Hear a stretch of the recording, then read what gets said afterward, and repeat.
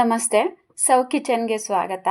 ಬನ್ನಿ ಸ್ನೇಹಿತರೆ, ಇವತ್ತು ತುಂಬ ಈಸಿಯಾಗಿ ಸಬ್ಬಕ್ಕಿನ ಬಳಸ್ಕೊಂಡು ನಾವು ರೋಸ್ದು ಸಂಡಿಗೆ ಮಾಡ್ಕೊಳ್ಳೋಣ. ನಾನಿಲ್ಲಿ ಒಟ್ಟು 150 ಗ್ರಾಮಷ್ಟು ಸಬ್ಬಕ್ಕಿ ತೊಗೊಂಡಿದ್ದೀನಿ. ಈ ಬೌಲಲ್ಲಿ 50 ಗ್ರಾಮಷ್ಟು ಅಕ್ಕಿ ಹಿಟ್ಟನ್ನ ತೊಗೊಂಡಿದ್ದೀನಿ. ಈ ಸಬ್ಬಕ್ಕಿನ ಇವಾಗ ನಾನು ಮಿಕ್ಸಿ ಜಾರಲ್ಲಿ ಹಾಕ್ಕೊಂಡು ಪೌಡರ್ ಮಾಡ್ಕೊಳ್ತಾ ಇದ್ದೀನಿ. ನೋಡಿ, ನಾನು ಇದನ್ನು ಬಂದುಬಿಟ್ಟು ರವೆ ಆ ಥರ ಆಗಿ ನಾನು ಪೌಡರ್ನ ಮಾಡ್ಕೊಂಡಿದ್ದೀನಿ. ಈ ಥರ ಮಾಡ್ಕೊಳ್ಳೋದ್ರಿಂದ ಬೇಗ ಆಗುತ್ತೆ, ಬೇಗ ಇಮಿಡಿಯೇಟ್ಲಿ ಮಾಡ್ಕೋಬೋದು. ಅಂದರೆ ನೆನೆಸ್ಕೊಂಡು ಮಾಡೋದೆಲ್ಲ ಲೇಟ್ ಆಗುತ್ತೆ. ಹಾಗಾಗಿ ಈ ರೀತಿ ಮಾಡಿಕೊಂಡ್ರೆ ಇಮಿಡಿಯೇಟ್ಲಿ ಮಾಡ್ಬೋದು. ಅದಕ್ಕೆ ನಾನು ಮಿಕ್ಸಿಲಿ ಹಾಕ್ಕೊಂಡಿದ್ದೀನಿ. ಆ ಪೌಡರ್ ಮಾಡ್ಕೊಂಡಿರೋ ಅಂಥದ್ದನ್ನ ನಾನಿಲ್ಲಿ ಒಂದು ಬೌಲಿಗೆ ಹಾಕ್ಕೊಳ್ತಾ ಇದ್ದೀನಿ. ಮತ್ತು ನಾನೇನು ಅಕ್ಕಿ ಹಿಟ್ಟನ್ನ ತೊಗೊಂಡಿದ್ದೀನೋ ಅದನ್ನು ಸಹ ನಾನಿಲ್ಲಿ ಬೌಲ್ಗೆ ಹಾಕ್ಕೊಳ್ತಾ ಇದ್ದೀನಿ.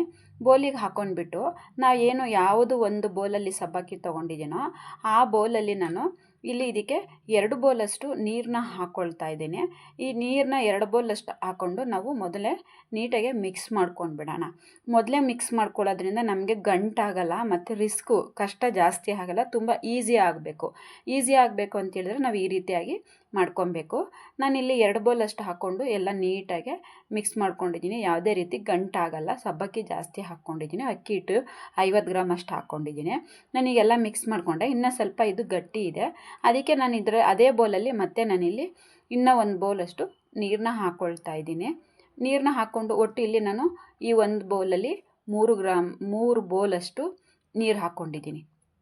1 ಬೌಲ್ ಸಬ್ಬಕ್ಕಿಗೆ 3 ಬೌಲಷ್ಟು ನೀರು ಹಾಕ್ಕೊಂಡಿದ್ದೀನಿ. ನೀರನ್ನ ಹಾಕ್ಕೊಂಡು ಈ ರೀತಿಯಾಗಿ ನಾನು ಮಿಕ್ಸ್ ಮಾಡಿ ಇಟ್ಕೊಳ್ತಾ ಇದ್ದೀನಿ ಸ್ನೇಹಿತರೆ. ನೋಡಿ, ಇಷ್ಟು ಗಟ್ಟಿ ಬಂದಿದೆ. ಇಷ್ಟು ಗಟ್ಟಿ ಬಂದರೆ ಸಾಕು, ಕರೆಕ್ಟಾಗಿದೆ. ಈ ಅಳತೆಯಲ್ಲಿ ಮಾಡಿಟ್ಕೊಂಡಿದ್ದೀನಿ. ನೆಕ್ಸ್ಟು ನಾನು ಬಂದುಬಿಟ್ಟು ಕುಕ್ಕರ್ ಇಟ್ಕೊಳ್ತಾ ಇದ್ದೀನಿ. ಕುಕ್ಕರ್ ಬಂದುಬಿಟ್ಟು ಮಂದ ಇರಬೇಕು ಪಾತ್ರೆ. ನಾವು ಸಂಡಿಗೆ ಹಪ್ಪಳ ಏನೇನೆಲ್ಲ ಮಾಡ್ಕೊಳ್ತೀವೋ ಅದೆಲ್ಲದಕ್ಕೂ ನಾವು ಮಂದ ಇರೋಂಥ ಪಾತ್ರೆ ಇಟ್ಕೊಬೇಕು. ನಾನು ಆ ಮಂದ ಇರೋಂಥ ಪಾತ್ರೆ ಅಂದ್ಬಿಟ್ಟು ನಾನು ಕುಕ್ಕರ್ನ ಇಟ್ಕೊಂಡಿದ್ದೀನಿ. ಮತ್ತು ನೋಡಿ, ನಾನು ಆವಾಗಲೇ ಏನು ಸಬ್ಬಕ್ಕಿ ತೊಗೊಂಡಿದ್ದೀನೋ ಆ ಸಬ್ಬಕ್ಕಿಯಲ್ಲಿ ಇಲ್ಲಿ 1 ಬೌಲಲ್ಲಿ ನಾನು ಸಬ್ಬಕ್ಕಿ ತೊಗೊಂಡಿದ್ನಲ್ಲ ಅದೇ ಬೌಲಲ್ಲಿ ಒಟ್ಟು ನಾನಿಲ್ಲಿ 5 ಬೌಲಷ್ಟು ನೀರನ್ನ ಹಾಕ್ಕೊಳ್ತೀನಿ. ನಾನು ಮೊದಲು ಅಲ್ಲಿ 3 ಬೌಲ್ ಬಳಸ್ಕೊಂಡಿದ್ದೀನಿ. ಇಲ್ಲಿ ಬೇಯೋದಕ್ಕೆ 5 ಬೌಲಷ್ಟು ನೀರನ್ನ ಹಾಕ್ಕೊಂಡಿದ್ದೀನಿ. ಇವಾಗ ಬಂದ್ಬಿಟ್ಟು ನಮಗೆ ರುಚಿಗೆ ನೋಡ್ಕೊಂಡಿದ್ದು ಸ್ವಲ್ಪ ಫಸ್ಟ್ ಸ್ಟಾರ್ಟಿಂಗ್ ಹಾಕ್ಬೇಕಾದ್ರೆ ಸ್ವಲ್ಪ ಉಪ್ಪು ಹಾಕ್ಕೊಳ್ಳೋಣ. ನಾವು ಜಾಸ್ತಿ ಉಪ್ಪು ಹಾಕ್ಕೊಳ್ಳೋದು ಬೇಡ ಸ್ಟಾರ್ಟಿಂಗೇ. ನಾನಿಲ್ಲಿ 3/4 ಸ್ಪೂನಷ್ಟು ಕಾಳನ್ನ ಹಾಕ್ಕೊಳ್ತಾ ಇದ್ದೀನಿ. ನಾವು ಮಾಡ್ತಿರೋ ಅಂಥ ರೆಸಿಪಿಲಿ ಕಾಳನ್ನ ಹಾಕ್ಕೊಂಡ್ರೆ ಇದು ತುಂಬ ಟೇಸ್ಟಾಗಿರುತ್ತೆ. ಎಣ್ಣೆಗೆ ಹಾಕಿದ್ಮೇಲೆ ತಿನ್ನೋದಕ್ಕೆ ಅದ್ರ ರುಚಿನೇ ಬೇರೆ ಆಗುತ್ತೆ ಸ್ನೇಹಿತರೆ. ನೋಡಿ, ಈ ರೀತಿಯಾಗಿ ಚೆನ್ನಾಗಿ ನಾನು ಕುದಿಸ್ಕೊಳ್ತಾ ಇದ್ದೀನಿ. ಚೆನ್ನಾಗಿ ನಾವು ಮುದ್ದೆ ಮಾಡ್ಕೊಳ್ತೀವಲ್ಲ ಆ ರೀತಿಯಾಗಿ ನಾನು ನೀರನ್ನ ಚೆನ್ನಾಗಿ ಮಳ್ಳೋದಕ್ಕೆ ಇಟ್ಕೊಂಡಿನಿ. ಚೆನ್ನಾಗಿ ಮಳ್ಳಿದೆ. ಈಗ ಒಂದ್ಸತಿ ನಾನು ಉಪ್ಪನ್ನ ಟೇಸ್ಟ್ ಮಾಡ್ತೀನಿ. ಇನ್ನು ಸ್ವಲ್ಪ ಉಪ್ಪು ಹಾಕಬೇಕು. ಇವಾಗ ಬಂದುಬಿಟ್ಟು ನಾನು ಒಂದೇ ಒಂದು ಚಿಟಿಕೆ ಸ್ಲಿಮ್ ಮಾಡ್ಕೊಂಡಿದ್ದೀನಿ. ಒಂದೇ ಒಂದು ಚಿಟಿಕೆಯಷ್ಟು ಸೋಡಾ ಹಾಕ್ಕೊಳ್ತೀನಿ. ಜಾಸ್ತಿ ಹಾಕ್ಕೊಳ್ತಲ್ಲ, ನಿಮ್ಗೆ ನೋಡಿದ್ರೆ ಗೊತ್ತಾಗ್ತಿದೆ. ಒಂದೇ ಒಂದು ಚಿಟಿಕೆ. ನಾನು ಒಟ್ಟಿಲ್ಲಿ 200 ಗ್ರಾಮ್ ಇಷ್ಟು ಹಿಟ್ಟಾಗುತ್ತೆ. 150 ಗ್ರಾಮ್ ಸಬ್ಬಕ್ಕಿ, 50 ಗ್ರಾಮು ಅಕ್ಕಿ ಹಿಟ್ಟು ತೊಗೊಂಡಿರೋದ್ರಿಂದ 200 ಗ್ರಾಮ್ ಅಷ್ಟು ಆಗುತ್ತೆ. ಅದಕ್ಕೆ ಒಂದೇ ಒಂದು ಚಿಟಿಕೆ ಅಷ್ಟು ನಾನು ಸೋಡಾ ಹಾಕ್ಕೊಳ್ತಾ ಇದ್ದೀನಿ. ಸೋಡಾ ಹಾಕ್ಕೊಂಡು ಉಪ್ಪು ಹಾಕ್ಬೇಕಿನ್ನ ಸ್ವಲ್ಪ ಅನ್ನಿಸ್ತಲ್ಲ, ಅದಕ್ಕೋಸ್ಕರ ನಾನು ಉಪ್ಪು ಹಾಕ್ಕೊಂಡಿದ್ದೀನಿ. ಉಪ್ಪು ಹಾಕ್ಬಿಟ್ಟು 1 ರೌಂಡ್ ಚೆನ್ನಾಗಿ ಕುದಿಸ್ಕೊಂಡಿದ್ದೀನಿ. ನಾವು ಮಾಮೂಲಿ ಮುದ್ದೆ ಹೇಗೆ ಮಾಡ್ಕೊಳ್ತೀವೋ ಆ ರೀತಿಯಾಗಿಯೇ ನೀರನ್ನ ಚೆನ್ನಾಗಿ ಕುದಿಸ್ಕೊಬೇಕು. ಇವಾಗ ನನಗೆ ಉಪ್ಪು ಎಲ್ಲ ಕರೆಕ್ಟಾಗಿದೆ. ಸೋಡಾ ಹಾಕಿದ್ಮೇಲೆ ಸ್ವಲ್ಪ ಚೇಂಜಸ್ ಆಗುತ್ತೆ ಉಪ್ಪು. ಹಾಗಾಗಿ ನಾನು ಚೆಕ್ ಮಾಡಿಕೊಂಡೆ. ಉಪ್ಪು ಸಹ ಇವಾಗ ಕರೆಕ್ಟಾಗಿದೆ. ಮಾಡ್ಬೇಕಾದ್ರೆ ನಿಮ್ಗೇನಾದ್ರು ಕಮ್ಮಿ ಅನಿಸಿದ್ರೆ ಈ ಟೈಮಲ್ಲಿ ಕೂಡ ನೀವು ಉಪ್ಪನ್ನ ಚೆಕ್ ಮಾಡ್ಕೊಬೇಕು. ನಾನೇನು ಕಲಸಿಟ್ಕೊಂಡಿದ್ದೀನೋ ಅದನ್ನು ನೋಡಿ ಈ ರೀತಿ ಆಗಿರುತ್ತೆ. ಇಮಿಡಿಯೇಟ್ಲಿ ನಾವು ಹಾಕಿದ ಕೂಡಲೇ ನಾನು ನೀರನ್ನ ಸ್ಲಿಮ್ ಮಾಡ್ಕೊಂಡಿದ್ದೀನಿ.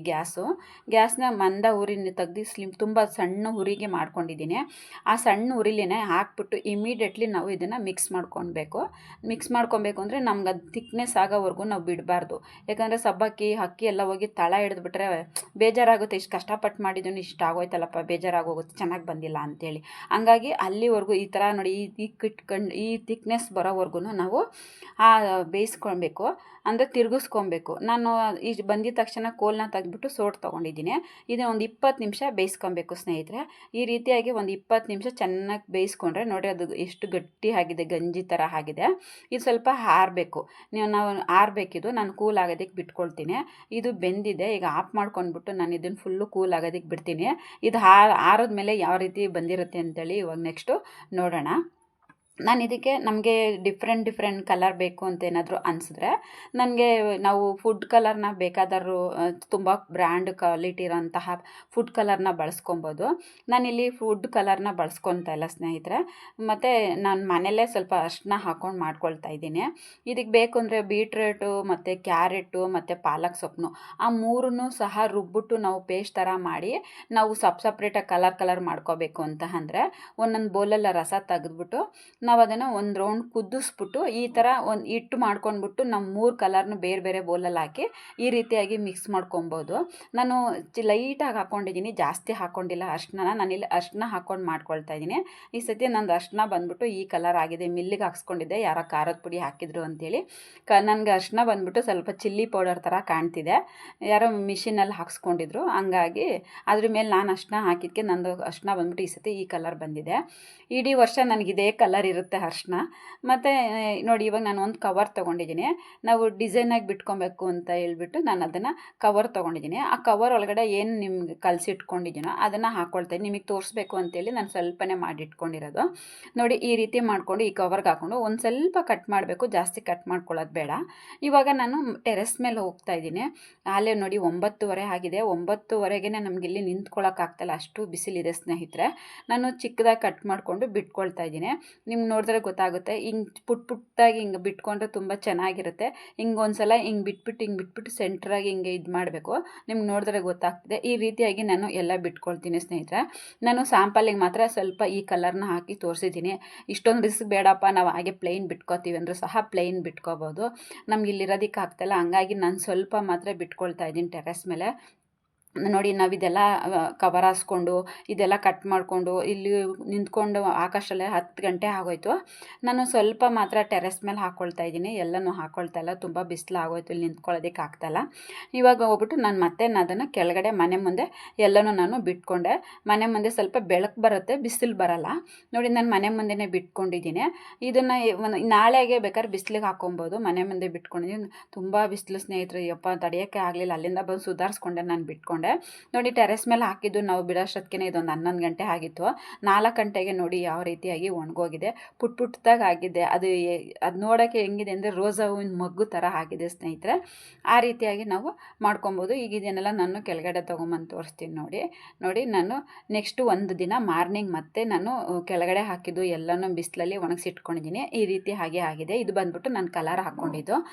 ನೋಡಿ, ಇದನ್ನ ಇವಾಗ ನಾನು ಎಣ್ಣೆಗೆ ಹಾಕ್ಕೊಳ್ತೀನಿ ಸ್ನೇಹಿತರು. ತುಂಬ ಈಸಿಯಾಗಿ ಮಾಡ್ಕೊಬೋದು, ತುಂಬ ಟೇಸ್ಟ್ ಆಗಿರುತ್ತೆ. ನಾನು ಇಲ್ಲಿ ಎಣ್ಣೆ ಕಾಯೋದಕ್ಕೆ ಇಟ್ಕೊಂಡಿದ್ದೀನಿ. ನೋಡಿ, ಅದನ್ನು ತೊಗೊಂಡ್ಬಿಟ್ಟು ಕೈಯಲ್ಲಿ ತೊಗೊಂಡು ಹಿಂಗೆ ಹಾಕ್ತಿದ್ದೀನಿ, ಅದೆಷ್ಟು ನರ ಸೌಂಡ್ ಬರ್ತಾಯಿದೆ.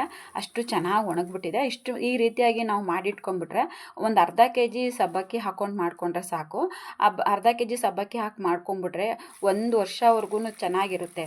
ಈಗ ನಾವು ಒಂದು ಮಿನಿಮಮ್ ಅಂದ್ರೂ 7ರಿಂದ 8 ವೆರೈಟೀಸು ಸಂಡಿಗೆ ಮಾಡ್ಕೊಳ್ತೀವಿ ಸ್ನೇಹಿತರೆ. ಅದರಲ್ಲಿ ಇದು ಒಂದು ಸಂಡಿಗೆ. ಈ ರೀತಿಯಾಗಿ ಮಾಡಿಟ್ಕೊಂಡ್ಬಿಟ್ರೆ ನಮಗೊಂದು 1 ವರ್ಷ ಪೂರ್ತಿ ನಮಗೆ ರಿಸ್ಕೇ ಇರಲ್ಲ. ಆದರೆ ಎತ್ತಿಟ್ಕೊಬೇಕು, ಒಂದು ಡಬ್ಬದಲ್ಲಿ ಹಾಕ್ಕೊಂಡು ನೀಟಾಗಿ ಅದನ್ನು ಏನು ಹುಳಾಪ್ಟೆಗಳು ಆಗದೆ ರೀತಿಯಾಗಿ ಸ್ಟೋರೇಜ್ ಮಾಡಿಕೊಂಡ್ರೆ ಸಾಕು. ನೀಟಾಗಿ ನಾವು 1 ವರ್ಷ ಇಟ್ಕೋಬೋದು. ನಾನು ಎಲ್ಲನೂ ಸ್ವಲ್ಪ ಎಲ್ಲ ನೋಡಿ, 2 ಕಲರು ನಾನೇನು ಅರಿಶಿನ ಹಾಕಿ ಮಾಡಿ ಇಟ್ಕೊಂಡಿದ್ದು ಮತ್ತು ಪ್ಲೈನಾಗಿ ಮಾಡಿರೋದು. ಓಂಕಾಳ್ದು ಸ್ವಲ್ಪ ಕಲರ್ ಬರುತ್ತೆ, ಜೀರಿಗೆ ಥರ. ನೋಡಿ, ಅದೆರಡೂ ನಾನು ಎಣ್ಣೆಗೆ ಹಾಕಿ ಕರೆದಿಟ್ಕೊಂಡಿದ್ದೀನಿ. ಎಷ್ಟು ಚೆನ್ನಾಗಿ ಪುಟ್ಟದಾಗಿದೆ. ಹಿಂಗೆ ಅಂದರೆ ಸಾಕು, ಬೋಟಿ ಥರ. ಅದು ತಿನ್ನೋದಕ್ಕೂ ಸಹ ಬೋಟಿ ಥರನೇ ಇದೆ. ಇದನ್ನು ಎಷ್ಟೊಂದು ಕ್ವಾಂಟಿಟಿ ಕರೆದಿಟ್ಕೊಂಡ್ರೂ ಸಹ 2 ನಿಮಿಷಕ್ಕೆ ಖಾಲಿ ಆಗೋಗುತ್ತೆ ಸ್ನೇಹಿತರೆ, ಅಷ್ಟು ಟೇಸ್ಟಾಗಿರುತ್ತೆ. ಇದಾಗ ಬಂದ್ಬಿಟ್ಟು ನಾವು ಓಂಕಾಳನ್ನ ಹಾಕ್ಕೊಂಡ್ರೆ ತುಂಬ ಟೇಸ್ಟ್ ಜಾಸ್ತಿ, ರುಚಿ ಜಾಸ್ತಿ. ಯಾರೆಲ್ಲ ಫಸ್ಟ್ ಟೈಮ್ ನನ್ನ ಚಾನಲ್ ನೋಡ್ತಾ ಇದ್ದೀರಾ, ನನ್ನ ಚಾನಲ್ ಸಬ್ಸ್ಕ್ರೈಬ್ ಮಾಡ್ಕೊಳ್ಳಿ. ಈ ರೆಸಿಪಿ ನಿಮ್ಗೆ ಇಷ್ಟ ಆಗಿದ್ದರೆ ಒಂದು ಲೈಕ್ ಮಾಡಿ, ಮತ್ತು ನಿಮ್ಗೆ ಬೇಕಾಗಿರೋಂಥವ್ರಿಗೆ ಶೇರ್ ಮಾಡಿ. ಈ ಥರನೇ ನನ್ನ ಚಾನಲ್ನ ನೋಡಿ ಪ್ರೋತ್ಸಾಹಿಸೋಕ್ಕೆ ತುಂಬ ಥ್ಯಾಂಕ್ ಯು ಸ್ನೇಹಿತರೆ. ನೋಡಿ